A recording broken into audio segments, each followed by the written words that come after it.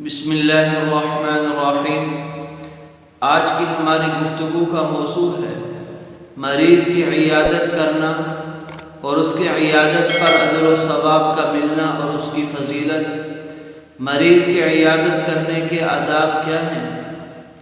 تو مریض، ہر انسان بیمار ہوتا ہے، چاہے مسلمان ہے، چاہے غیر مسلم ہے، چاہے نیک ہے، چاہے بد ہے، کیونکہ اسلام زندگی کے ہر شعبے کے بارے میں بڑی ہی خوبصورت رہنمائی کرتا ہے۔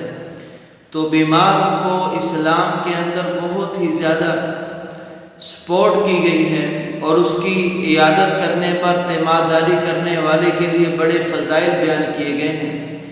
تو یہ بیمار کی عیادت کرنا آپ صلی اللہ علیہ وسلم کی عظیم سنت بھی ہے، اور اس سے بیمار کی دلجوئی بھی ہو جاتی ہے، بیمار کا دل بھی جیتا جا سکتا ہے، اور بیمار کی آدھی بیماری عیادت کرنے والے کی عیادت سے ختم ہو جاتی ہے۔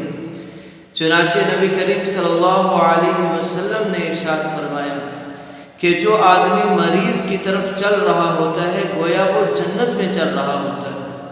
اس سے بڑی فضیلت کیا ہو سکتی ہے کہ آدمی جب کسی بیمار کی طرف چلے تصور کرے کہ میں جنت کے بالا خانوں میں، جنت کے محلات میں، اپنی جنت میں چہل قدمی کر رہا ہوں، اور جب وہ بیٹھتا ہے مریض کے پاس جا کر گویا اللہ کی رحمت میں بیٹھا ہوا ہے، اللہ کی رحمت اس کو ڈھانپ لیتی ہے، اللہ کی طرف سے سکینہ یعنی فیوز و برکات اللہ کی طرف سے نازل ہوتے ہیں۔ اور اگر صبح کو کسی بیمار کی عیادت کے لیے گیا تو شام تک 70,000 فرشتے اس کی عیادت کرتے ہیں، اور اگر شام کو کسی مریض کی عیادت کے لیے گیا تو صبح تک 70,000 فرشتے اس کے لیے دعا، استغفار، رحمت کی دعائیں کرتے ہیں۔ اس سے بڑی فضیلت کیا ہو سکتی ہے کہ اللہ کے نورانی فرشتے اس کے لیے دعائیں، استغفار اور رحمت کی دعا کریں۔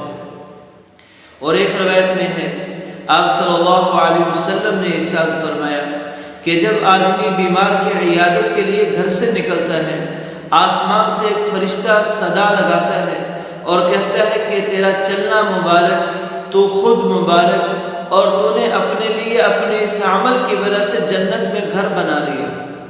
ایک روایت میں آتا ہے کہ جو مسلمان مرد ہو یا عورت اپنے گھر سے وضو کر کے کسی بیمار کی عیادت کے لیے نکلتا ہے، بیمار کے پاس جاتا ہے، تو اللہ تعالیٰ اس آدمی کو جہنم کے 70 خریف دور کر دیتا ہے، یعنی اس کے اور جہنم کے درمیان میں 70 خریفوں کا فاصلہ کر دیتے ہیں۔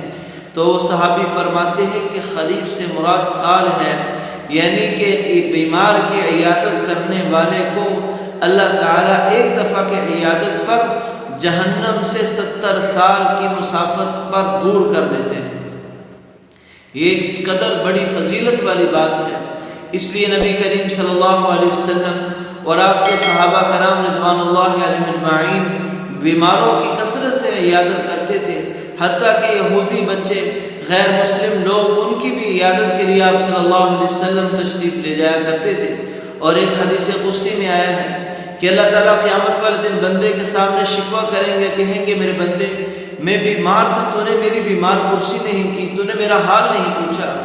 تو کہے گا یا اللہ آپ رب العالمین ہیں، آپ کا بیمار ہونا ممکن ہی نہیں، آپ کی عیادت کیسے ہوگی؟ تو اللہ تعالیٰ فرمائے کہ دنیا میں میرا فلاں بندہ بیمار تھا، اگر تو اس کی عیادت کے لیے جاتا تو مجھے وہاں پر ضرور پاتا۔ تو بیمار کی عیادت کے کچھ اصول و ضوابط ہیں تاکہ بیمار راحت و آرام کے ساتھ اپنا وقت گزار سکے۔ تو سب سے پہلے جب بیمار کی عیادت کے لیے جانا ہے تو اس کے راحت و آرام کا، گھر والوں کے راحت و آرام کا خیال کرنا ہے۔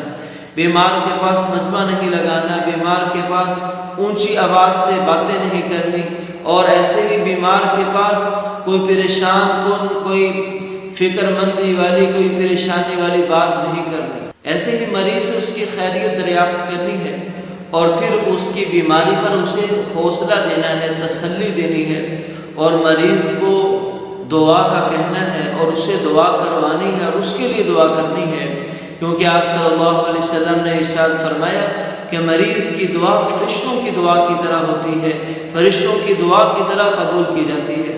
اور مریض کی عیادت مختصر وقت کے لیے کی جائے، بہت زیادہ دیر کے لیے نہ بیٹھا جائے کہ مریض کے اوپر مشقت کا خوف طاری ہو جائے۔ ہاں اگر کوئی بیمار خود کسی کو اپنے پاس بیٹھنا پسند کراتا ہے تو اور بات ہے۔ ایسے ہی اگر کسی مریض کو بلڈ کی ضرورت ہے یا کسی ٹیسٹ کروانے کی ضرورت ہے اور اللہ نے آپ کو وسائل اور اسباب دیے ہیں یا آپ وسیلہ بن سکتے ہیں تو اس کے وسیلہ بن جانا چاہیے۔ ایسے ہی کوئی آدمی حادثے کے اندر کسی حادثے کے اندر اس کا جسم مفلوج ہو جاتا ہے، بیکار ہو جاتا ہے، وہ کام نہیں کر پاتا تو اس کی مالی معاونت کر دینی چاہیے۔ بیمار کی عیادت کے لیے جاتے وقت ضرورت کے مطابق حسب استطاعت پھل وغیرہ اس طرح کی چیزیں لے جانی چاہیے کھانے پینے کی، اور مالی طور پر بھی اس کا تعاون کرنا چاہیے۔ اگر کوئی ڈاکٹر ہے تو وہ بہت بہتر طریقے سے بیمار کی عیادت کر سکتا ہے، معاونت کر سکتا ہے کہ اس سے فیس نہ لے اور اچھے طریقے سے اس کا ٹریٹمنٹ کرے، اچھے طریقے سے اس کا علاج کرے۔ تو یہ آپ صلی اللہ علیہ وسلم کی عظیم سنتیں ہیں۔ نبی کریم صلی اللہ علیہ وسلم بیمار کی عیادت کے لیے جاتے، اسے حوصلہ دیتے اور اس کے لیے دعا کرتے، اسأل اللہ العظیم رب العرش العظیم ان یشفیہ کا اس دعا کے ساتھ۔ تو ہمیں بھی چاہیے مسلمان کی عیادت کے لیے جانا چاہیے اور اس کے راحت و آرام کا خیال کرنا چاہیے اور اسے ہر طرح کی تعاون اور مدد کرنی چاہیے۔ اللہ تعالیٰ ان سنہری باتوں پر عمل کی توفیق عطا فرمائے۔ مع السلامہ۔